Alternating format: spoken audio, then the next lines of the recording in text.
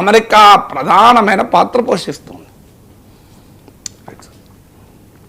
ఇక అమెరికా వెనిజులాపై దాడి చేసి అధ్యక్షుడు మదురోను కిడ్నాప్ చేసింది. ఇప్పుడు ఇరాన్పై దాడి చేసి సుప్రీం లీడర్ అయతుల్లా అలీ ఖమేనీని చంపేసిన పరిస్థితి. సరే, ఇవన్నీ చూస్తుంటే బలం ఉన్న వాడిదే రాజ్యం అనే ఆందోళన స్టార్ట్ అయింది. ఇంటర్నేషనల్ ఆర్డర్ మారుతూ ఉన్నట్టుగా చాలా స్పష్టంగా కనిపిస్తోంది సార్. ఇంటర్నేషనల్ ఆర్డర్లో మొదటి నుంచి కూడా బలం ఉన్నారు, కొత్తగా మారేది లేదు. ఎప్పుడైనా బలం ఉన్నదే రాజ్యం. సో ఈ 2003లో ఇరాక్పై అమెరికా చేసిన, 2011లో మీకు 2001లో ఆఫ్ఘనిస్తాన్ అయినా, 2011లో లిబియా అయినా, సో ప్రపంచంలో ఎప్పుడైనా, ఇప్పుడు కాదు, ఈవెన్ చిలీ, అనేక దేశాల పనామా బలమున్నదే రాజ్యం అనేది చాలా స్పష్టంగా అర్థమైపోతుంది. ఎక్కడా రూల్స్ బేస్ ఇంటర్నేషనల్ ఆర్డర్ లేదు. యుఎన్ చార్టర్, ఇప్పుడు నరేంద్ర మోడీ ప్రభుత్వమే ఇరాన్పై ఇజ్రాయెల్ యుద్ధం తర్వాత ఇచ్చిన స్టేట్మెంట్ చదవండి. Sovereignty and territorial integrity should be respected అన్నది. ఎక్కడ రెస్పెక్ట్ ఉంది? సో సావర్నిటీకి రెస్పెక్ట్ లేదు, టెరిటోరియల్ ఇంటెగ్రిటీకి రెస్పెక్ట్ లేదు. సో ప్రపంచంలో బలమున్నోడి రాజ్యం.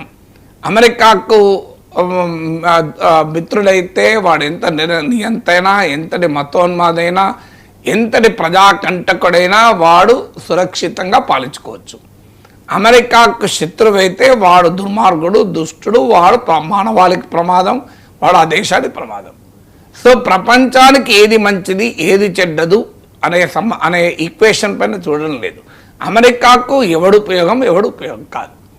అమెరికాకు ఉపయోగపడే టెర్రరిస్టు గుడ్ టెర్రరిస్టు, అమెరికాకు నష్టం చేసే టెర్రరిస్టు బ్యాడ్ టెర్రరిస్టు. ప్రపంచానికి, మానవాళికి, ఇండియాకి సంబంధమే లేదు.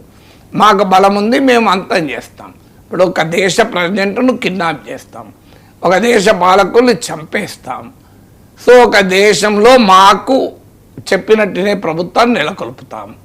ఆ దేశంలో ఉన్న సహజ వనరులన్నీ మేమే తీసుకుంటాం. ఇప్పుడు వెనిజులాలో బహిరంగానే ట్రంప్ చెప్తున్నాడు కదా, వెనిజులా ఆయిల్ మొత్తం అమెరికన్ కంట్రోల్లో ఉంటుందని. రేపు జరగబోయేది ఇరాన్ ఆయిల్ మొత్తం అమెరికా కంట్రోల్కి వెళ్ళిపోతుంది. ఇరాన్లో రెజ్యూమ్ చేంజ్ దేనికి? ఇరాన్ ప్రజల కొరకు అనుకుంటే పొరపాటు. ఇప్పుడు వెనిజులాలో రెజ్యూమ్ చేంజ్ చేశాడా? వెనిజులాలో ఏం చేశాడు? వెనిజులాలో డెల్సీ మేయర్ రోగ్రిచ్ మదరో వైస్ ప్రెసిడెంటే కదా ఆమె. మరి అక్కడ రెజ్యూమ్ చేంజ్ ఎక్కడే చేశాడు. సో ఇక్కడ కూడా ఏం చేస్తారు రేపు? ఇరాన్ ఆల్రెడీ ట్రంప్ ప్రకటించారు చర్చలకు సిద్ధమని. ఇరాన్ తిరస్కరించింది. ట్రంప్ ఇరాన్లో ఖమేనీ తర్వాత అధికారంలోకి వచ్చిన నాయకత్వంతో మేము చర్చలకు సిద్ధమన్నాడు. మరి వాళ్ళు ఇరాన్ ప్రజలను ఉక్కుపాదంతో అరచివేసే దుర్మార్గమైన రెజ్యూమ్ కాదా? ఇప్పుడు ఖమేనీ నియమించిన వారసుతో చర్చలు సిద్ధమంటున్నాడు ట్రంప్. మరి ఎక్కడుంది? ఇప్పటిదాకా నువ్వు చెప్పింది ఏంటి? ఇరాన్ ప్రజలపైన ఉచ్చకోతకు వస్తున్నాడు, నిరంకుశ మతోన్మాద వ్యవస్థ, ప్రజాస్వామ్యం, ఇవన్నీ మాట్లాడి ఇప్పుడు ఏమంటున్నాడు? మేము చర్చలకు సిద్ధమంటున్నాడు. అంటే ఏంటి మరి? ఖమేనీ చర్చలకు సిద్ధం ఉన్నప్పుడు పోలేదు, ఇప్పుడు చర్చలకు సిద్ధం అంటే ఏం చర్చిస్తావు నువ్వు? ఇరాన్లో ఉన్న సముద్ర సంపద మొత్తం మాకు అప్పచెప్పండి, ఇరాన్లో ఉన్న సహజ వనరులు మాకు అప్పచెప్పండి, ఇదే కదా అగ్రిమెంటు. అమెరికా కంపెనీలకు మీరు దారాలు తెరవండి. సో వెనిజులా నుంచి ఇరాన్ వరకు చేస్తున్నది ఏంటి? అక్కడ ప్రజల కొరకని మొదలుపెట్టి ఆ తర్వాత అమెరికా ప్రయోజనాలను కాపాడే వాడితో మేము ఒప్పందాలు చేసుకుంటాం. ఇలా పాకిస్తాన్ పైన ఎందుకు ప్రేమ? అమెరికా ప్రయోజనాలకు, అమెరికాకు మొత్తం ఆ దేశ సంపదను దోచిపెట్టడానికి అసీముని రెడీగా ఉన్నాడు. రేడర్తో కూడిన బ్రీఫ్ కేసు పట్టుకొని వెళ్ళాడు. అందువల్ల ఇండియాకు ప్రమాదం ఏంటంటే మన దేశం ఆ రకంగా అమెరికాకు సమర్పించుకోవడానికి సిద్ధంగా లేదు.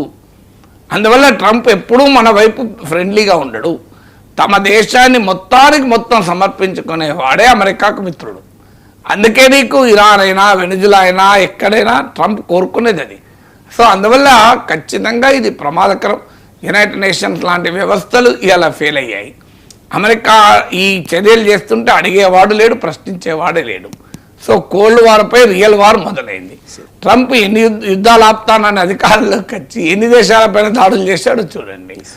ఇవాళ రష్యా ఉక్రెయిన్పై చేస్తున్న దాడిని అమెరికా ఆపగలుగుతుందా?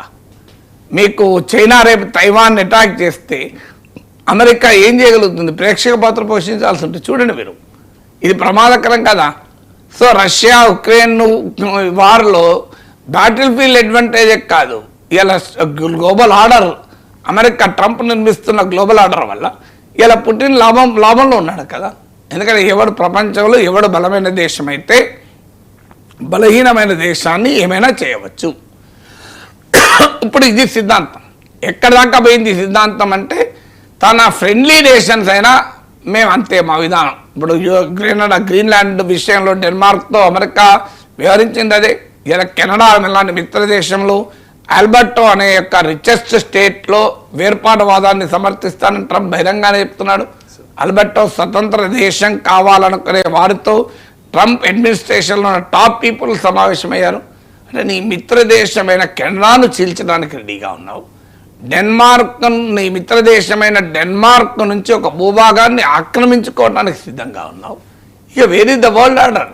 సో కనీసం కోల్డ్ వార్ పీరియడ్లో శత్రువులపైన అటాక్ ఉండేది, ఇప్పుడు మిత్రులపైన కూడా అటాక్ అవుతుంది కదా. ఇలా అమెరికా కెనడా ఫ్రెండ్లీ నేషన్స్ కదా. 50-60 అనేక వందల దశాబ్దాలుగా అమెరికా కెనడా కలిసి ఉన్నాయి కదా. అలాంటి కెనడాలో ఒక ప్రాంతమైన Alberto state, richest state, energy hydrocarbon reserves ఉన్నటువంటి ప్లేస్, దాన్ని మీరు స్వతంత్ర దేశం అవుతానంటే అమెరికా సపోర్ట్ చేస్తుంది. సో నీ ఫ్రెండ్లీ నేషన్ విడగొట్టడానికి ఆల్బర్టోని చేసే వైపు చేసామంటే కాశ్మీర్పై చేయదన్న గ్యారంటీ ఏంటి? మిత్ర దేశము తనకు అన్ని రకాలుగా నాటోతో సహా భాగస్వామి అయిన కెనడాలో ఒక ప్రాంతం మేము స్వతంత్రం కావాలి అనుకుంటుంటే ట్రంప్ బహిరంగంగా మద్దతు ఇస్తున్న ట్రంప్ వ్యవస్థ మరి కాశ్మీర్ విషయంలో ఇదే వైఖరి అనుసరించిన గ్యారంటీ ఏంటి? ఇప్పుడు గ్రీన్లాండ్ ఇవ్వకపోతే డెన్మార్క్ని అటాక్ చేశాడే, రేపు భారతదేశంలో మరో స్థావరం ఇవ్వకపోతే అటాక్ చేస్తాను అన్నాడన్న గ్యారెంటీ ఏంటి? ఫ్రెండ్లీ నేషన్సే అంటున్నాడు. అందువల్ల ఈ వరల్డ్ ఆర్డర్ మాకేమి సంబంధం లేదు, ఇండియాకి ఏం కాదు అని అనుకుంటే చాలా పొరపాటు.